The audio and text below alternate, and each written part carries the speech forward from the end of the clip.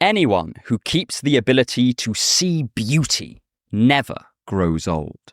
It is a sad fact of human life that we will all experience fear, anxiety, suffering, and helplessness. These feelings are almost inevitable, and they stalk us through existence like a predator in the woods. And perhaps the greatest author to ever speak to these feelings is Franz Kafka. A web of contradictions, neuroses, and terrors wrapped up in a handsome package. This writer perfectly expresses the particular challenges of modernity, as well as timeless human anxieties that stretch across any era. By the end of this video, I hope to convince you to read him, and show how this humble lawyer from a crumbling empire can change your life.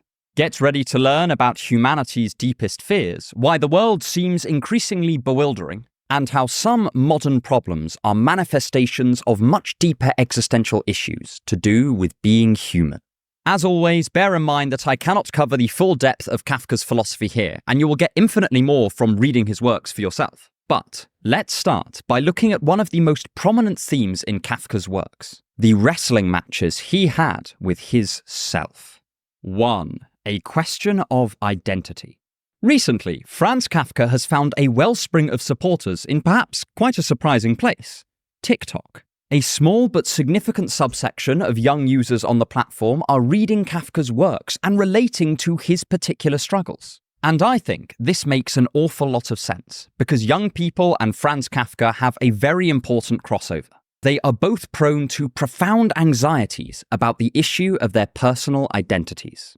Sorry, while editing this video, I stumbled across a video essay about Kafka talk that explains it a lot better than I can, so I'll link it in the description. Kafka lived at an interesting crossover between a whole load of different communities. On the one hand, he was a broadly secular Jewish man in a still pretty anti-Semitic Europe, as well as a Czech speaker and a subject of the Austro-Hungarian Empire. He was educated in and wrote in German and always nurtured dreams of living in Berlin. He both hated his hometown of Prague and also refused to move away until the very end of his life. He was a bureaucrat and a lawyer and an artist, an ambitious young man and a fearful adolescent. Above all, Kafka found himself unable to settle into any of these roles because of their shared tensions. The anti-Semitism that was pretty rife in Germany made him feel unable to consider himself fully German, while his lack of connection with his faith robbed him of fully seeing himself as Jewish either.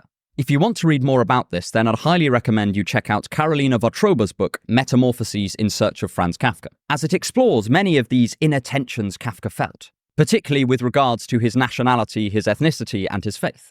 And, unsurprisingly, a lot of Kafka's works touch upon this identity-based struggle. For instance, The Metamorphosis follows the particular struggles of Gregor Samsa as he awakes one morning from uneasy dreams to find he has been transformed into a monstrous insect. Everything he was, the breadwinner for his family, an educated and admirable man, a human being, is taken from him in an instant. And he is confronted with a terrifying question. What am I now? Gregor has a whole new set of likes, dislikes, and priorities that are not only different from what he was before, but almost fly in the face of it. Whereas he previously communicated with other humans, ate human food, and could work to support his family, now he is confined to his room, finds scraps of rubbish delicious, and can only let out inhuman mutterings, incomprehensible to anyone around him. He faces persistent social condemnation and scorn from his family as they start to resent the fact that he can no longer fill his allotted role. Eventually, they nurse a gentle hatred for him, causing him to die of an infected wound brought on by anger and neglect. The same theme emerges in The Hunger Artist, where a man starves himself for a living as part of a freak show, only for fewer and fewer people to come to his act. Eventually, he dies, confessing in his final breath that the only reason he did any of this was because he never could find food he enjoyed eating. The tale of someone slowly losing their allotted place in the world and facing terrible consequences because of it, powerless to resist any of it, looms very large through an awful lot of Kafka's works. We see it again in The Penal Colony, where an executioner throws himself on his own torture device rather than be decommissioned and confront who he must be now. And I think this is one reason Kafka resonates with a lot of young people. A common complaint expressed by many of the younger generation is that they feel unable to take their place in the world. Due to the peculiarities of a modern economy, it is often very difficult to achieve milestones like home ownership and become financially secure enough to start a family. I am no expert in finance or economics, and so I can't responsibly evaluate these claims, but there is a general sense that people are not getting their end of the social bargain, and that they feel like failures for not reaching an ever-receding bar for success. And of course, it is not just young people who face these issues. For many people of all ages, there has been a general decrease in a sense of community over the past century, and social identities are much more in question, both for better and for worse. Kafka's anxieties about identity that are encapsulated in his novels express this thought and elevate it to the level of art, while the amount of himself he imbues in his books gives the extraordinary impression not just of relating to the characters in the novel, but of actually reaching across the past century and brushing a tear away from Kafka's eyes as he tells us his troubles. And the very fact that Kafka did live a century earlier than us is very relevant, because it reminds us that while it may feel difficult to craft an identity in the modern world, this is also a reflection of a problem that has persisted for centuries and will for centuries to come. When Kafka speaks to our own struggles with identity, the very fact he can do so shows that we are not alone in this. If you are wondering what to do with your life or asking who you are, all while terrified of somehow letting the time slip through your fingers, Kafka can look you dead in the eye and truthfully say that he understands. Of course, some might point out that the melodramatic stakes Kafka places on these identity troubles, literally raising them to the point of life and death, speak against their overall truthfulness, but I would respectfully disagree. As is so often the case with Kafka, the absurd setting does two brilliant things simultaneously. Firstly, it makes the struggle ever so slightly funny. By placing our anxieties in the form of a giant beetle or a bizarre man who becomes a hunger artist simply because he cannot find anything he likes to eat, Kafka gently pokes fun at himself. Of course, he knows that his anxieties will not literally kill him, and that loving dark comedy lends a stroke of light to what could become very bleak stories. But the heightened stakes also quite accurately represent what these feelings feel like at their extreme. If you've ever had an acute anxiety attack, then you'll know that it almost does seem like you're dying. Your breath goes short, your knees buckle, and the very content of your mind feels like it's being ripped away from you. This is why I think Kafka's irreverent, slightly fantastical tone can actually make his stories more relatable. He manages to poke gentle fun at us, while at the same time not diminishing how we're feeling, but acknowledging that these problems are definitely important to us. He eventually concluded that he did not wish to be defined, but instead be something strictly fluid and imperceptible. Perhaps there is something to learn from this, too. And this shall become a theme, because next we shall look at one of Kafka's most prominent ideas that stretches all throughout his works, fiction and non-fiction, and how it corresponds with a bona fide crisis of the modern age. If you want to help me make more videos like this, then please consider subscribing to my Patreon. The link is in the description. 2. Isolation in public. I am hardly the first person to point out that it seems like we are both more connected and less connected than ever. At the very same moment where technologies like the mobile phone and social media have ensured that we can contact someone on the other side of the globe at a moment's notice, reported loneliness is paradoxically on the rise. People have fewer close friends. Mental health issues, which correlate quite heavily with isolation, have risen. And the World Health Organization has declared loneliness a global public health concern. In the sort of online zeitgeist, we've seen an increased awareness of people's loneliness, particularly the isolation of young men. And it is consistently found across large-scale surveys that young people are among the loneliest demographics alive today. I've left some references in the description if you want to check any of that out. It is this tension between extreme connectedness and extreme isolation that I find philosophically fascinating. I know people that live in the heart of London, the UK's biggest city, who are surrounded by people on all sides, yet are deeply, unyieldingly lonely. Sometimes the paradox goes even deeper than this.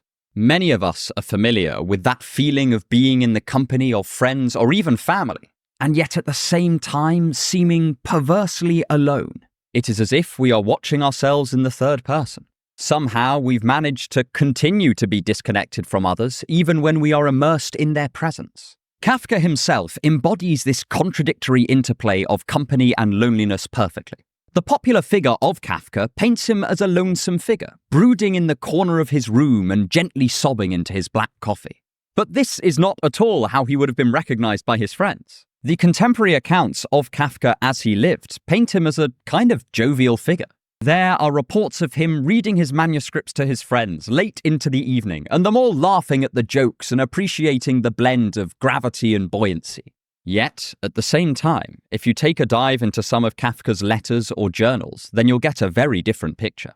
In his famous letter to his father, Kafka outlines how, despite having all of these physical connections, he's always felt fundamentally alone.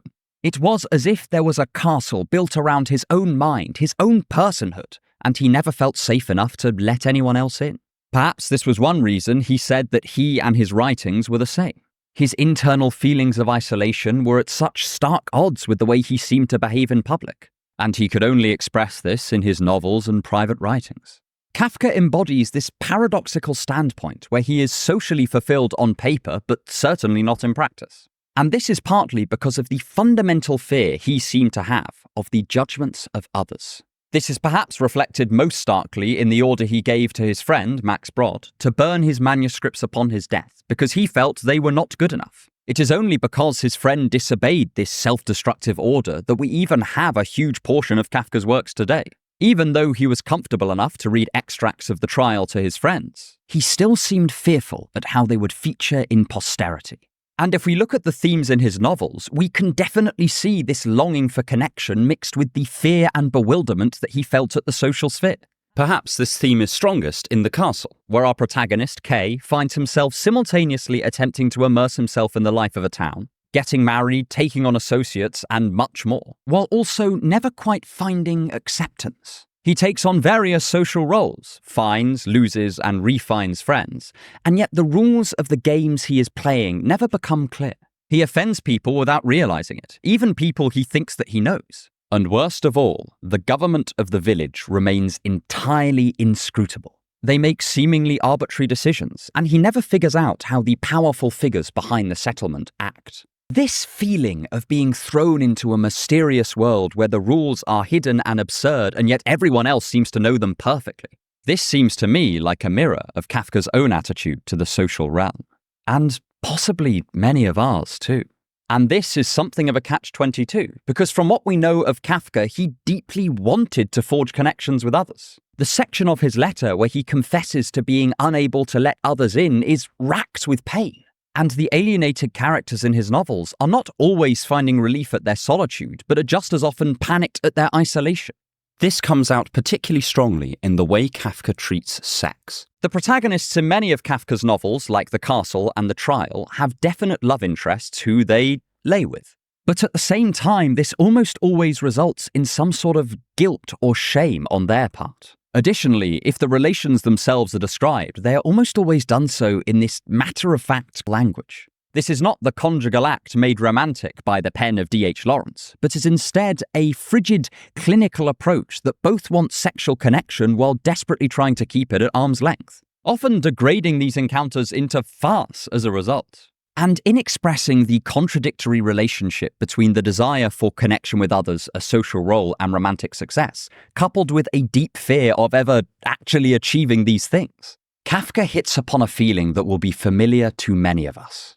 On the one hand, we want to be known by others, accepted as we are, vulnerable and naked. But at the same time, this cannot be achieved without opening ourselves up to social judgment and condemnation. Many of us will have experienced firsthand the pain of bearing our soul to another person, only to have them trample all over it. Through the absurdity of his worlds and his characters' feelings, Kafka gives expression to this excruciating risk-reward of genuinely reaching out to other people, while also highlighting the cold emptiness of never doing this at all. It is an unenviable dilemma where the chance of agony lies on one side and definite loneliness on the other. And by making beautiful literature out of this feeling, Kafka lends it a reassuring dignity. It's something that can bring genuine emotional comfort and recognition when we're stuck in the Kafkaesque webs of our own personal relationships, which can be at one turn fulfilling and at the next deeply disorienting and distressing. But there is one mood that dominates Kafka's writings, especially his most famous ones. It's one we all know, yet societally put a lot of effort into denying. 3. Mundane helplessness. The Korean-German philosopher Byung-Chul Han has become famous for his critiques of modern society. And at the heart of many of them is the claim that much of contemporary Western culture suffers from an excess of positivity. According to Hahn, one of the ways this manifests is in the idea that anything is possible.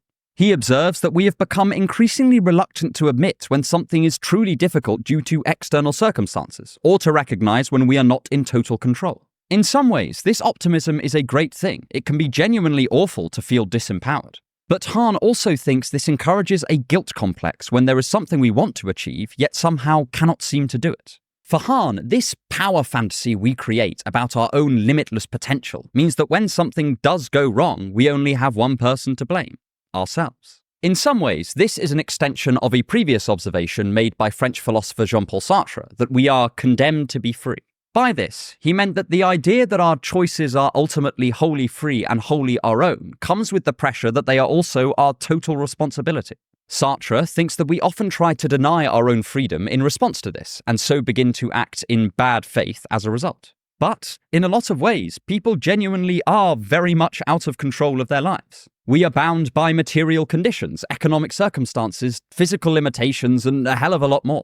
I may be responsible for my choices, but the options on offer are often heavily constrained. And one of the reasons I think Kafka is so well loved is because his stories speak to this feeling of profoundly everyday powerlessness. It is not that the characters in his book spend their time being dominated by a malevolent superior force. They just, time and time again, strike against the unbearable obtuseness of the worlds they inhabit. This is the classic meaning of the word Kafkaesque, being helpless in the face of endless, incomprehensible bureaucracy and difficulties that baffle as much as they outright obstruct. It may seem initially mysterious why this would be a point in Kafka's favour. Almost no one actually enjoys feeling helpless, so why would they want to spend their time reading an author who not only explores this feeling, but places it at the centre of some of his greatest works? After all, most of us would not read a novel in order to feel disgusted, yet we go back to Kafka not in spite of how powerless he makes us feel, but because of it. It is the direct opposite of a power fantasy.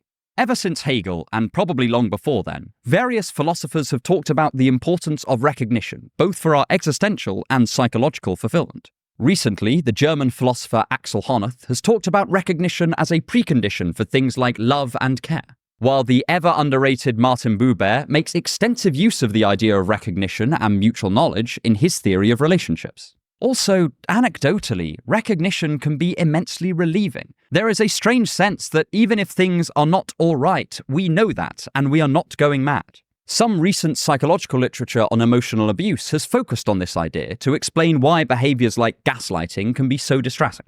It tells us that our observation that there's something unsettling in our midst is unreliable, and worse, contemptible. Without the reassurance of others that our perspective is at least partly indicative of reality, we have no choice but to doubt our own minds. I suspect that something like this goes on when we tell people that they can achieve anything, or that they are the sole masters of their fate, because there is extensive research to show that this is not quite true.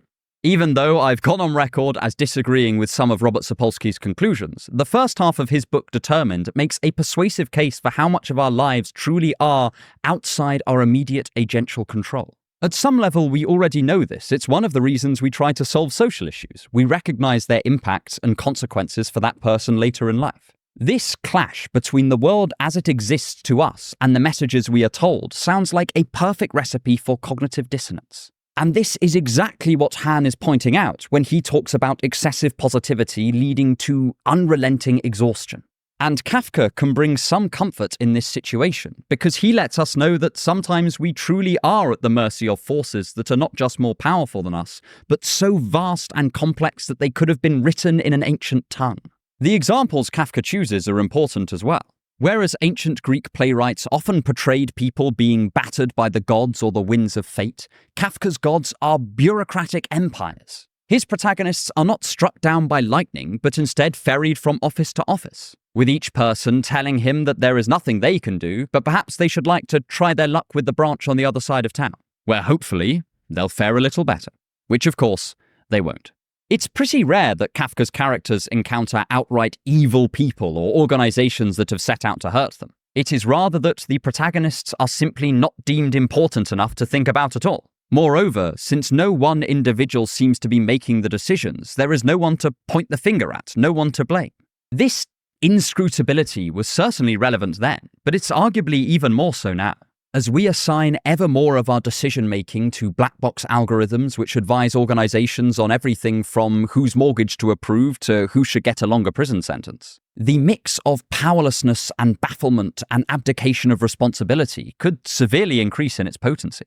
And in fact, many philosophers are deeply worried about just this. And I think this is another reason why Kafka resonates with so many people today. It is not that the modern world is uniquely awful. Far from it. I'd much rather live now than any point in the past. But it has become more Kafkaesque. It is not a difference in the quantity of powerlessness, but rather its quality. While we may be more free than we've ever been in a whole host of ways, we are still not as free as we are told we are. And the genre of outside forces that we face has shifted remarkably in their character. Kafka expresses this particular feeling so incredibly well that it coined a new word. And again, I think it's part of the reason why his writings continue to endure across the world. Even in places like South Korea, which geographically is very removed from Kafka's own context. The details may change, but the feelings Kafka is speaking to are near universal. And on that note, I want to end by focusing on the particular way Kafka treats human emotion, and particularly the ones we are often ashamed of or feel guilty for having. 4. A portrait of fear. If you spend some time reading Kafka's writings and then comparing them to his letters and private notes, you get a real sense of the emotions that seem to dominate Kafka's inner life. Guilt, fear, shame, and anxiety. This comes across most starkly in his short story The Judgment, where a figure representative of Kafka's father drowns him in a river for all of his filial sins. It re-emerges in The Castle and The Trial, where the protagonist's missteps cause him to be both deathly frightened for his own fate, and also incredibly guilty for the pain he inadvertently causes others. This examination of shame also comes across in The Metamorphosis, where Gregor begins to feel intense guilt for the harm his unwilling transformation has caused his family, and social shame becomes one of the driving forces behind the family's subsequent abuse of Gregor. And the interesting thing about Kafka's works is that he does not tend to dwell on moments of extreme terror or anxiety attacks. Though occasionally a character will be overcome with these emotions, most of the time it is just there in the background, omnipresent and underlying, even in genuinely absurd circumstances. And reading through perhaps the most intimate of his letters, the ones to the woman he loved, Milena, you can really see the parallels to Kafka's beleaguered protagonists. He spends an awful lot of time apologizing for imagined transgressions, even at one point saying he should be put on trial for his misdeeds. He worries he has offended Milena, is anxious when her letters are infrequent, and by the end of them, he comes across as erratic and frightened. Kafka's anxiety is on full display, and we get a brief glimpse of what it's like to be in his mind, in all of its heightened glory. He is a bit like Dostoevsky's hyperconscious man, who suffers from an excess in both thought and passion. But, at the same time, this is yet another brick in the wall of Kafka's brilliance. In Plato's Republic, Socrates suggests that in order to understand something on a smaller scale, we can look at a larger example of it. So he begins by asking what a just man would be, and then says an important step on this road would be finding out what a just state would be. I think Kafka's writings often work in similar ways. It is not just that we can find consolation in the fact that a great writer such as himself felt all the same inadequacies, neuroses, and terrors that we do, but also because we can learn about ourselves through him. Or, as he put it, find new rooms in our mind. Take Gregor, who rebels against his family, shutting him away by scrambling for any last scraps of humanity and individuality he can find. This can teach us something about how we and others might react when our own character is threatened. Or Joseph K., who still complains that he has been killed like a dog, even as the blood is draining from his body, clinging to societal notions of honor at the very point that none of that even matters anymore. Or K from The Castle, who seems genuinely confused about whether he is in a form of selfless love or is selfishly using someone.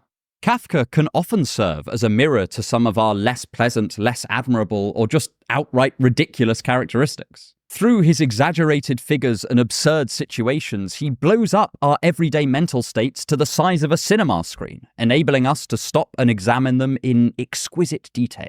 Ironically, in abandoning realism, Kafka has found a sort of emotional hyperreality which is both fascinating and incredibly helpful.